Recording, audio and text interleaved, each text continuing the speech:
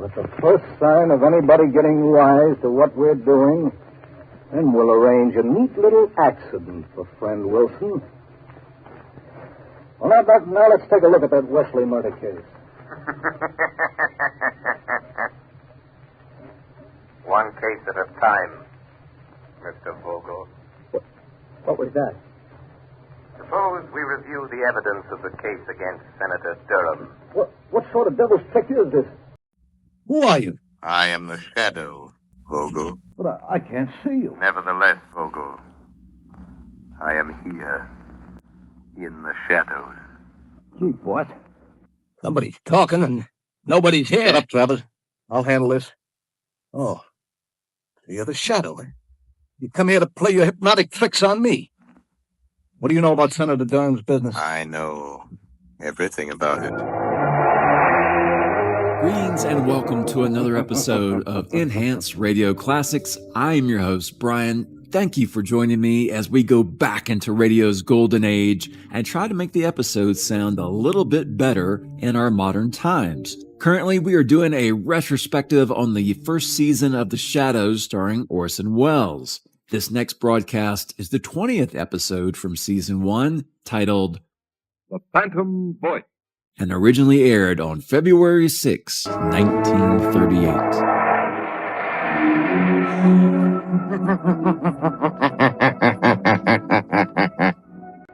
The Shadow knows.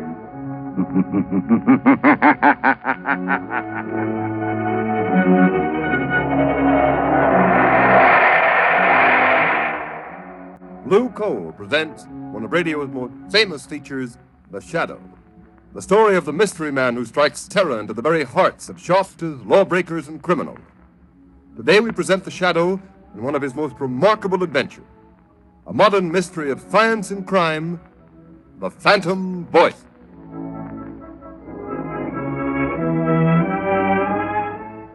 In just a moment, The Shadow begins his exciting adventure.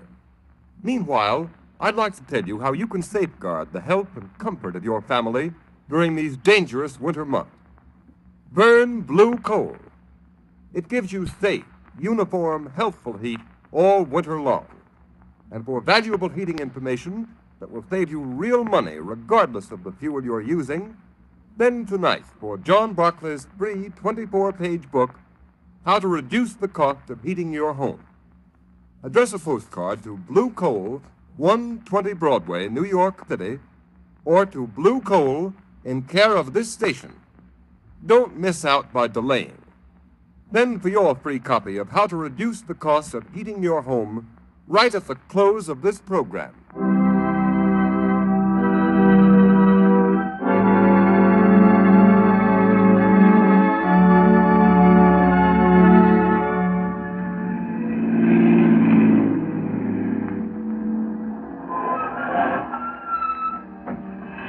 Here we are. Margot, let me help you on. All right. Thank you, Lamont. This way, Margot. Lamont Cranston, where on earth are you taking me? We're on our way to the criminal court, Margot. The criminal court? Oh, a murder trial. This isn't a murder trial, but unless I'm badly mistaken, we're going to witness an assassination. What? An assassination. The assassination of the character and reputation of one of the most outstanding public men in America today. Oh, you mean Senator Durham? Yes. They have been reading about his trial in the papers. They've certainly unearthed plenty of evidence that he accepted that bribe. Unless I've made a mistake in character analysis, that evidence is forged. Durham is more than a political figure, Margot. He's a statesman. He has an independent income. He's devoted his life to unselfish public service. Oh, he's a very wealthy man. Yes, Margot. Senator Durham has given away 10 times the amount of money he's accused of taking as a bribe. Well, if that's true, Lamont, the whole thing doesn't make sense. Why should a man like that take a 15-year prison term for taking a bribe he didn't need? That's the point that worries me. Incidentally, didn't I see that the prosecution expects us to bring a surprise bit of evidence today? Exactly. That's why we're here. Come along, Margot. Court's already in session.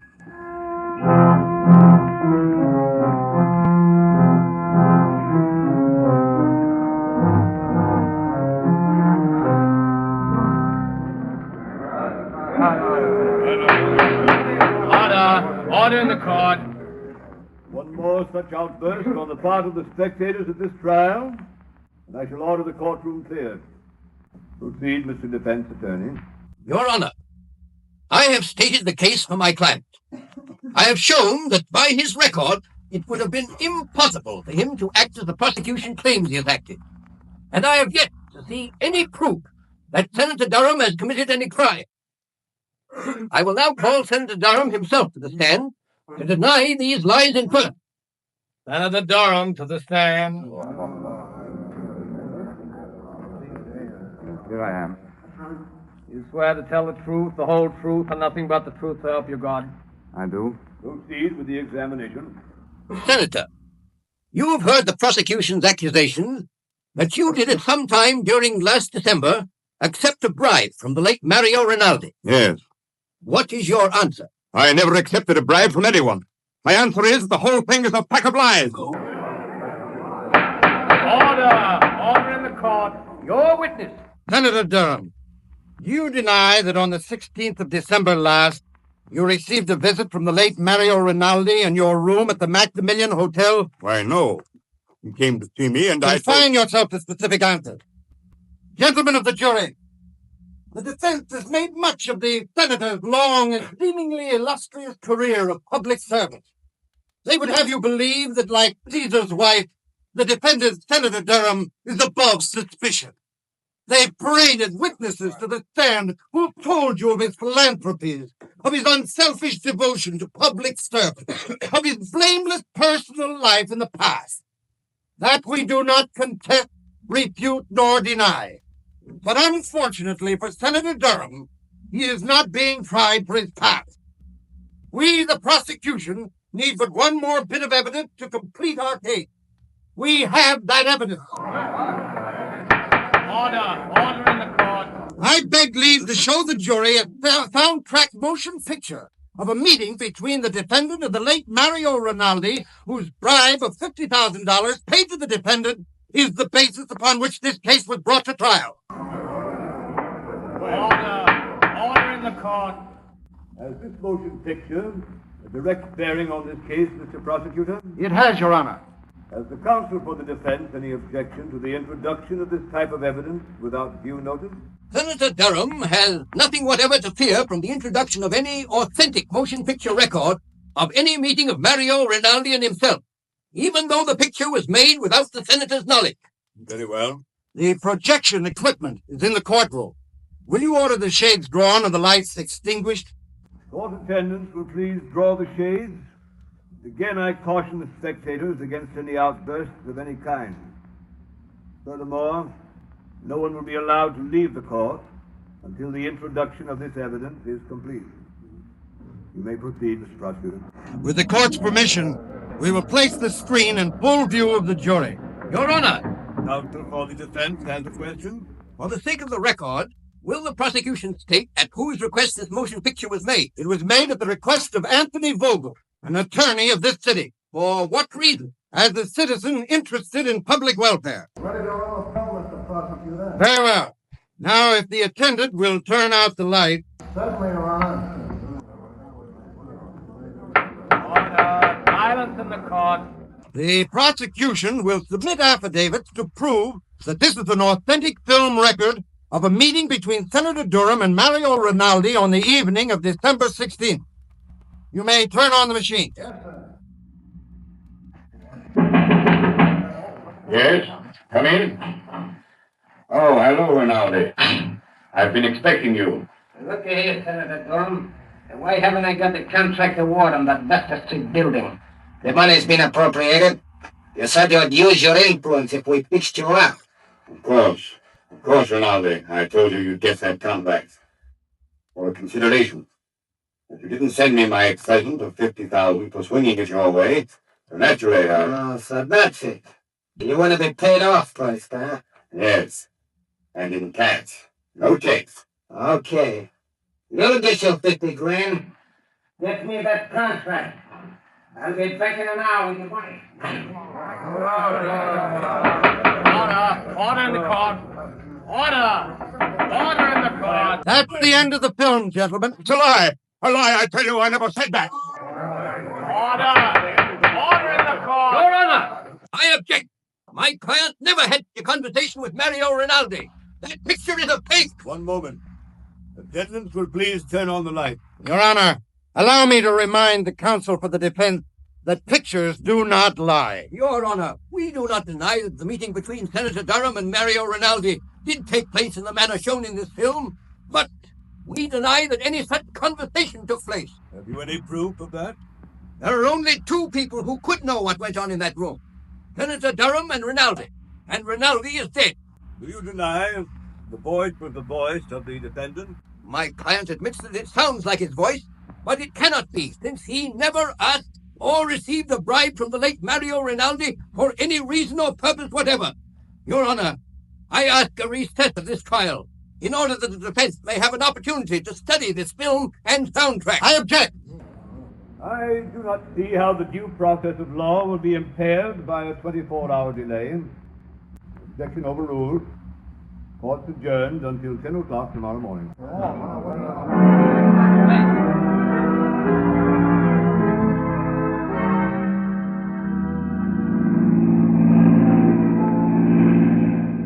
Lamont, after seeing that talking picture of Senator Durham meeting Renaldi and practically demanding a bribe, how can anyone doubt his... Margot, the Greeks had a philosophy that ran something like this.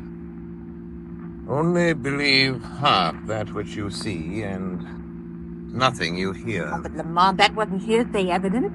That was the senator speaking. That was his voice. Even he couldn't deny. No man knows the sound of his own voice, Margot. Besides, Durham never spoke those words to Renaldi. But you saw him. You saw the motion picture. Exactly. Because I did see him speak, I know he didn't say the things that were on the soundtrack of that film. What do you mean, Lamont? Have you ever watched the movement of a man's jaw muscles when he speaks certain words? You mean you know what he really said? No. No, his face was half averted from the camera. I couldn't see his lips. I don't know just what he did say, but I know he didn't utter the words we just heard. Oh, but Lamont, it was still the senator's voice saying those other things, demanding that bribe. I'd swear to it. Yes, and so will the jury, Margot. Unless something is done within the next 24 hours, one of the finest men in this country, an innocent man, Senator Durham, is going to be railroaded into prison for 15 years by his political enemies. I'm stopping here, Margot. I want you to wait in the car, please.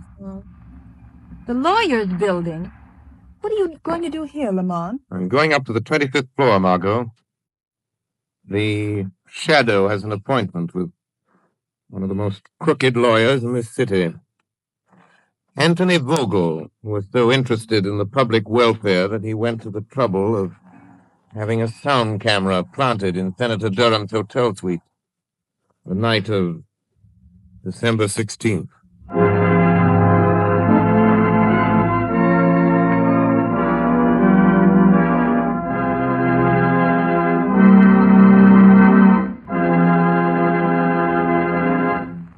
While we are waiting for the shadow to return, I would like to ask all homeowners a question. Do you want to save money? Of course you do. And you begin real saving when you cut down on the cost of heating your home. Here's the easiest and surest way to do this. Decide now to cook and heat with blue coal. Here's why blue coal is more economical. It is prepared especially for use in the home. And blue coal is Pennsylvania anthracite. The fuel that furnaces, cooking ranges, and parlor stoves in this section of the country were especially designed to burn. It is mined by the Glen Alden Coal Company, the world's largest producer of specially prepared home fuel.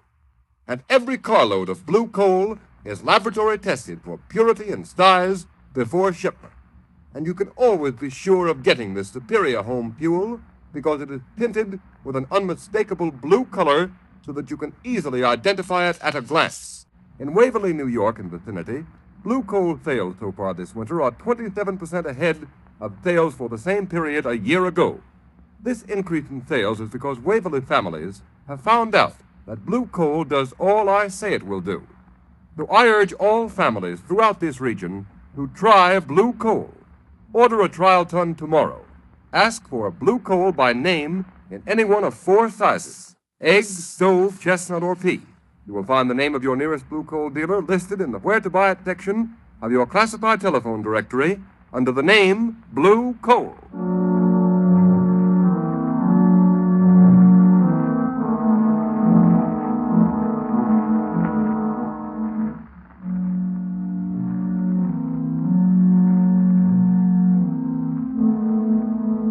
See that swell, Mr. Vogel? You certainly put it over.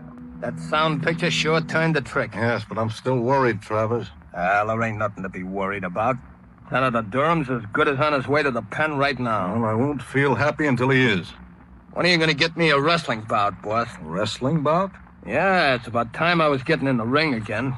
And, well, I could stand the extra dough. Forget you're a wrestler, Travers. You'll make more money in this racket as my bodyguard.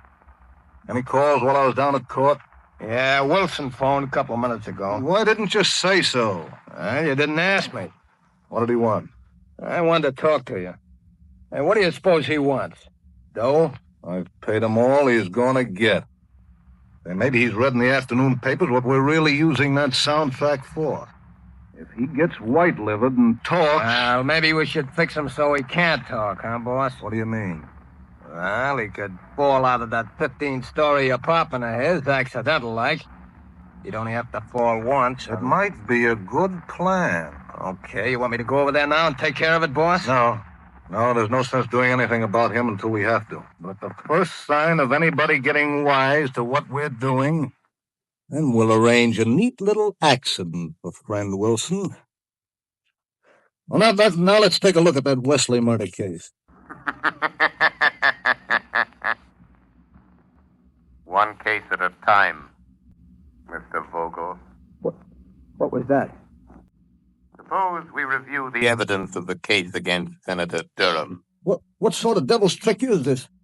Who are you? I am the shadow, Vogel. But I can't see you. Nevertheless, Vogel, I am here, in the shadows. Gee, what? Somebody's talking and nobody's here. Shut up, Travers. I'll handle this. Oh, you're the shadow, eh? You come here to play your hypnotic tricks on me. What do you know about Senator Durham's business? I know everything about it. I've been listening to your interesting conversation about this Mr. Wilson. He seems to play an important part in your case against Senator Durham. Listen, Shadow, I've heard plenty about you. I don't want to fight you. How much do you want to keep out of this? Always the fixer. How much, Shadow? There isn't enough money in the world to cover up what you're trying to do, Vogel. Who is this man? Wilson. What part did he play in this scheme of yours? Oh, so you don't know. You're just trying to find out, are you, Shadow? Brothers, lock the door. Okay, boss. That's locked. Melodrama won't help you, Vogel. Boss, if I could only see this guy, I could... Come on, Travers. We don't need to see him. What do you mean? Come over here. Give me a hand. Well, okay, but it don't make much sense. You'll see. All right. Stand up with me against this wall. Now, stretch out your arms. Can you touch the side wall on that side? Yeah, I can touch it. Good. I can touch it on my side. Now, walk slowly to the other end of the room and don't let your fingers leave the wall. Oh, I get it. Then the shadow can't get past me, huh? You're quick. Now, walk forward slowly. Slow, you fool! Okay. Well, I don't feel nothing. We're almost to the end of the room, boss. Maybe he got away. No, he couldn't go through the door. It's locked. The window is locked, too. Hey, boss, I felt something. Huh? I got him. I got hold of him, boss. I can't see him, but I got him. I got the shadow around the throat. He's a man after all. Gee, strong. Good. Kill him, Travers. Maybe he can. He's choking me. Give me your gat, boss. I'll shoot him. You don't need a gun. It'll make too much noise. He's weakening, boss. Kill him, Travers. Give him your famous stranglehold. If he doesn't let go, he'll kill me. Yes, Shadow. This is where you die. Finish him off, Travers. I've got to hurry and take care of Wilson before he gets a chance to talk.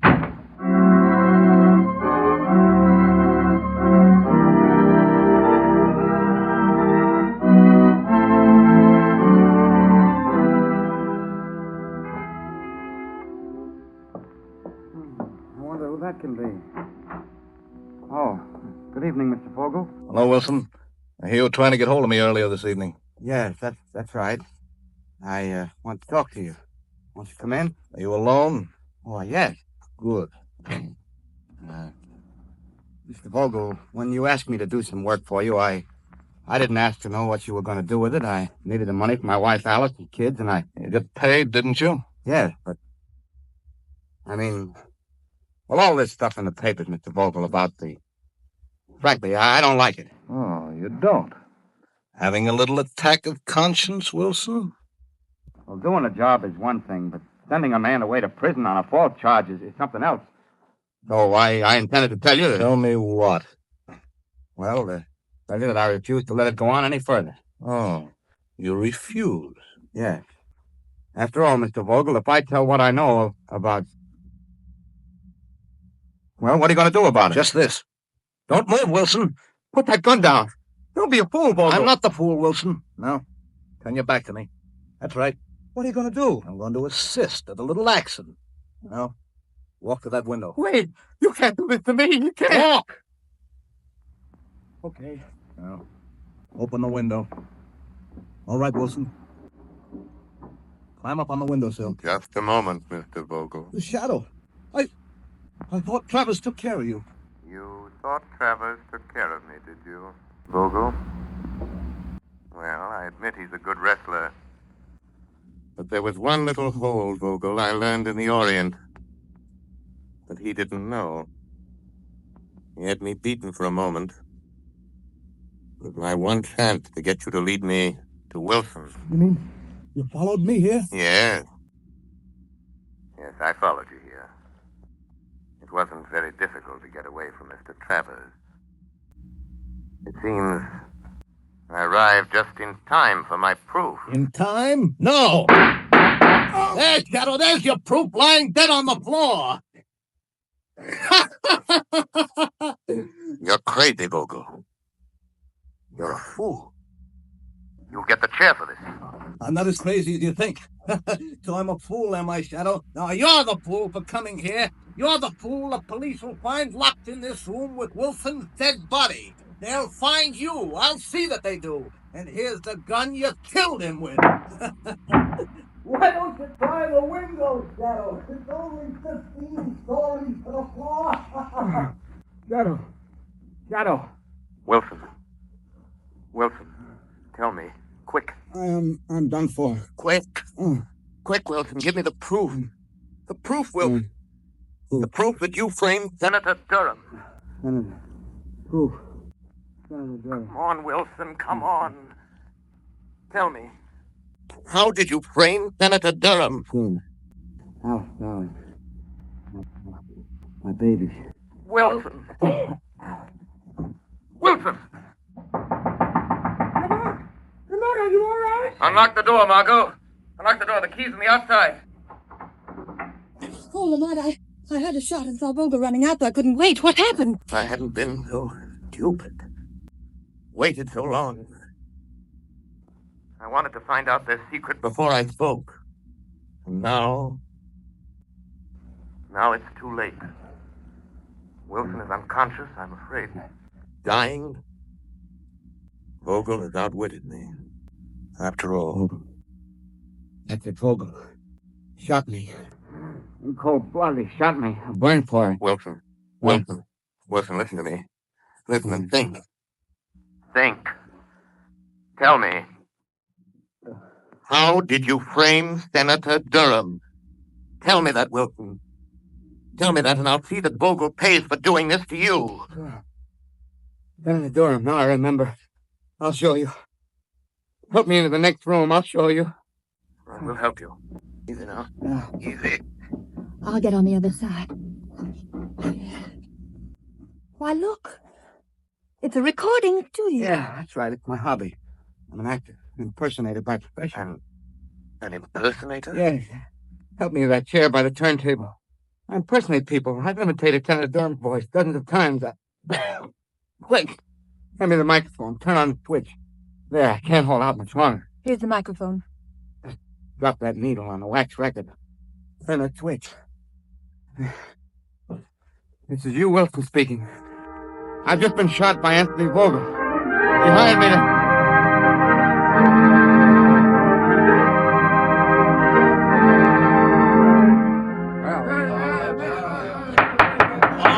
Order in the court. Your Honor, I move that the case against my client, Senator Durham, be dismissed. On what grounds? On the evidence contained on this record found in the apartment of the late Hugh Wilson, the radio and stage impersonator who was found shot in his apartment last night.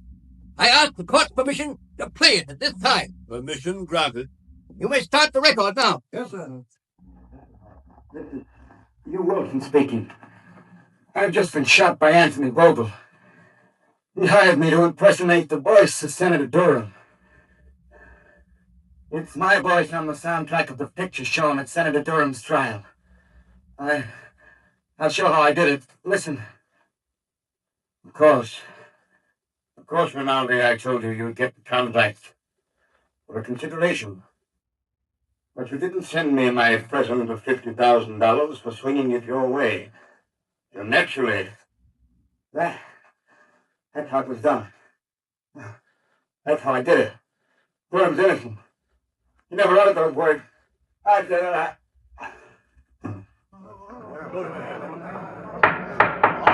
Order in the court. What? This is amazing, incredible. Your Honor, there is one more voice on the record at the end. Listen. The voice you have heard is that of Hugh Wilson, murdered by Anthony Vogel. He is the man who sought to frame Senator Durham. But Vogel failed. Just as in the end all crime must fail, and all criminals pay the penalty of death. Order in the court. Whose voice was that? That, Your Honor, is the voice of the man to whom Senator Durham owes his vindications. The voice of the shadow.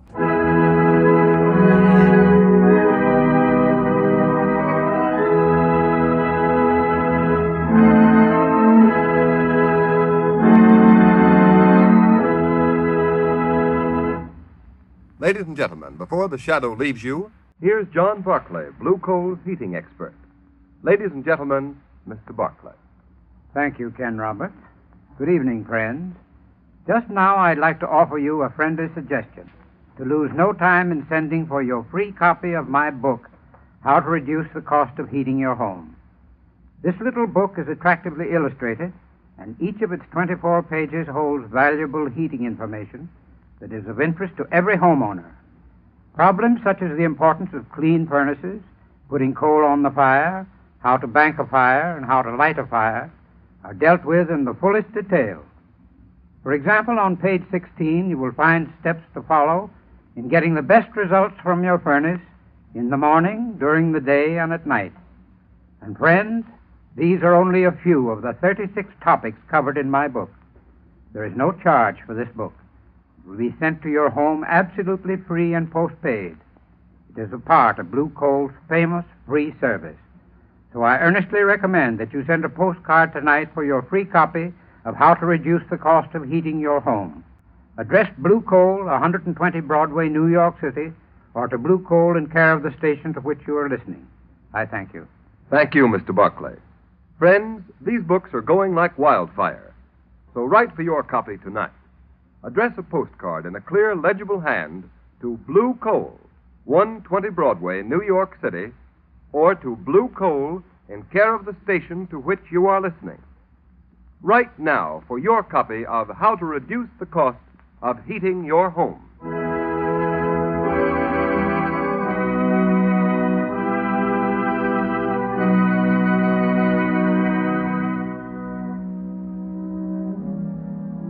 You have just heard a dramatized version of one of the many copyrighted stories which appear in the Shadow magazine. All the characters and all the places named are fictitious. Any similarity to persons living or dead is purely coincidental.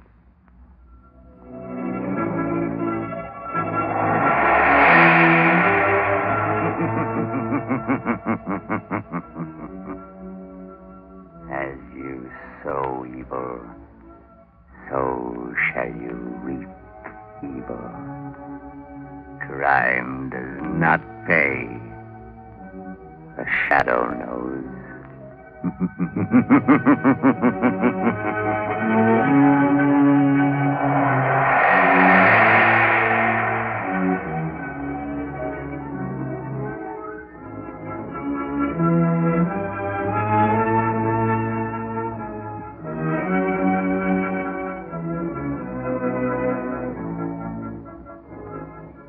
Next week, same time, same station, Blue Coal, America's finest anthracite, will again present another thrilling adventure of the Shadow.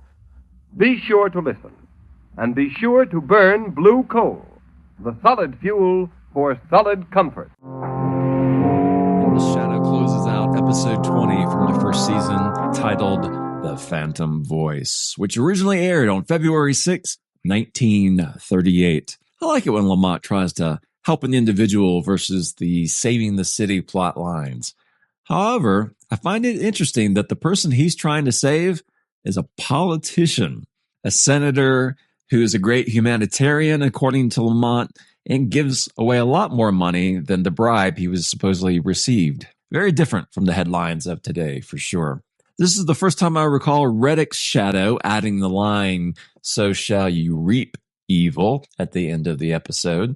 Now, I wasn't alive back in 1938, but I have a hard time accepting the fact that a senator is secretly filmed and recorded with 1938 technology. Possible today? Sure.